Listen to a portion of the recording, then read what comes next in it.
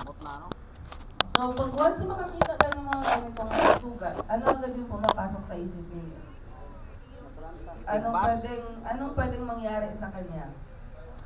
Lusog lang. Mahugdan ng dugo, okay, what else? Makuyapan, ano pa? Di na siya kalibang, kaya nasa lubot to. Pwedeng patay na, sabi mo, patay. Ikaw, gidalo ninyo. Wala may ugat ra kay lubot man na. So possible, di ba, pag once na samdan taon, saan atong ginauna-una dara? Mapagagmay, mapadagko na sa mad, ang una na ito ginatanaw, ang infection. Then, depende unsa ang cause na nakasamad, pwedeng, kung hayop, pwedeng may rabies or something, wait lang ha, excuse lang. Kasama kami kakuha ba? Sige, samurai man na ba? Kasi ini ano na sa lambre ba? Yambat na sa lambre. Yung puting child gun, Or gimasakyan na ganun sila. dalawang adult ang meron sila, kaso si baby sa amin. Nagkating klase siguro na Pre, pre. Dating klasis na pre, mo nasama ng lugar. Dating klasis na. Dating klasis. Yambak sa pader Bak siya. sa pader ba? Padahang dildo. Sangit sa dildo. Huwag rin binuhatan siguro di ko sa dalawa. Gabilya naman. Okay, trabaho nyo sa sila na. Joke. Istorya na, mga hard object na dyan. Kahit kung sa disgrasya sa motor na dito, sige na namin yung sama. Nano ni kanang na murag bata ba ni bata ni. Copyright pa, bata.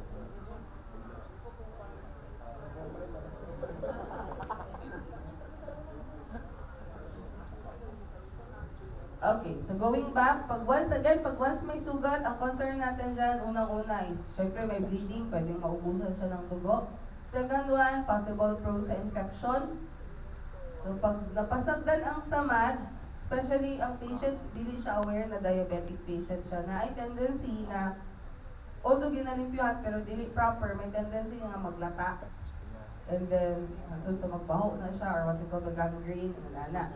Then, third one, kung ang cause sa iyong samad is bakal, then pwedeng magka-tetanus. And then, kung ang cause sa iyong samad napaakan sa iro, iring, rabies. So, those are our concerns when we talk about bleeding or mga sugat-sugat. But aside from that, when we say samad, dili lang siya open nga na ay dugo. Pwede po ang samad makonsider bunog. Still, consider na siya nga samad. That's what we call closed wound. Wala may dugo nga nisidlit, pero still, na ay dugo nga involved or mayroong blood pooling or what we call the hematoma or kaya tawag niya nga pasak or bruises. So, yan siya yung pwedeng mangyari. So, a closed wound is a wound wherein the outer layer ng skin is still intact, pero merong damage sa loob. Katong nabigyan, katong isumbag sa koto-koto. Delikado na. So, pwedeng mainani. So, meaning, pag ganito ang nangyari, bakit nagkaroon ng pasakyan dyan?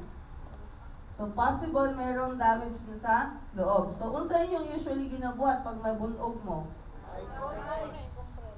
Ice. Compress. Okay. So, babad nilang yan siya or gamitan og ice hampol or what we call this one, ice pack. And then kung makaya i-elevate ang injured, labi na kung lower extremities, tiil or kamot, so pwedeng ipatong siya. Kaya diba manotice ninyo, kung nagbitay, magmulmul na siya.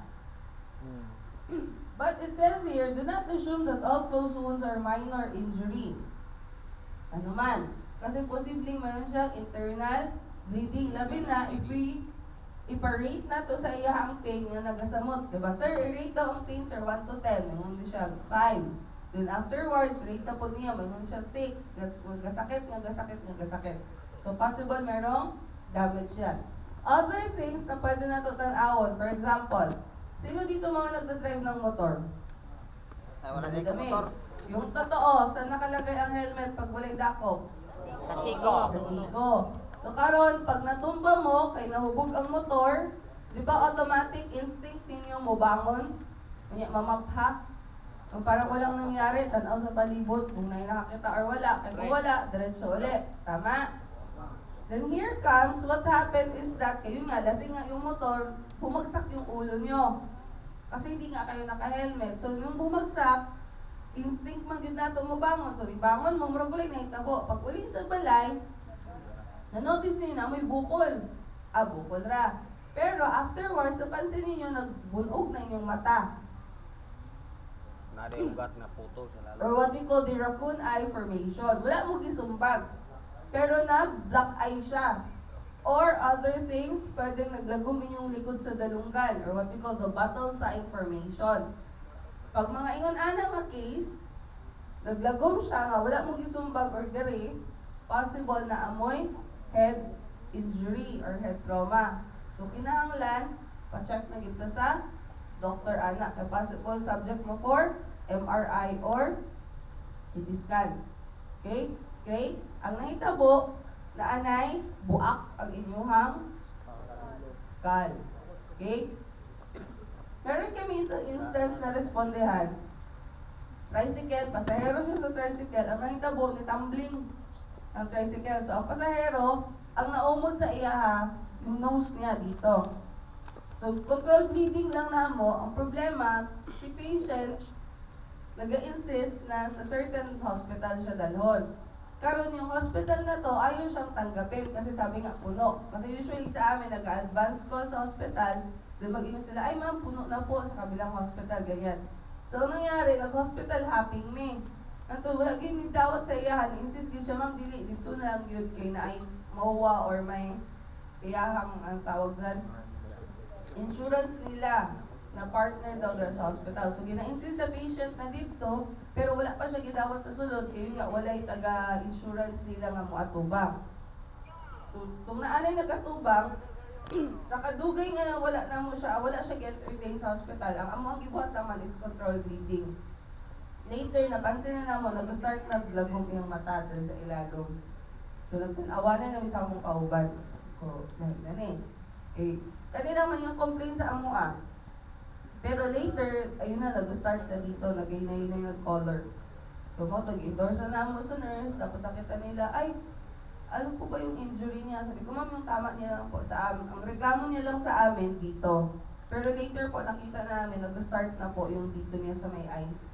So, wala namin mabuhat, kay endorse naman na mo sa hospital. So, yun siya. Then, you just have to provide comfort and reassure lang that person. Kausapin niyo lang. Okay? Next. We now proceed with open wound. So, pag sa open wound, automatic, syempre, nanay, damage na sa panit. And then, meron ng bleeding or may mga blood na labas. So, the break in the skin can be minor, such as galos, Grabe naman to eh. or pwedeng severe, na pwedeng merong deep penetration. So, we have here abrasion, gasgas. So, ginaunsa ninyo ni pag first aid. Betadine, ma'am.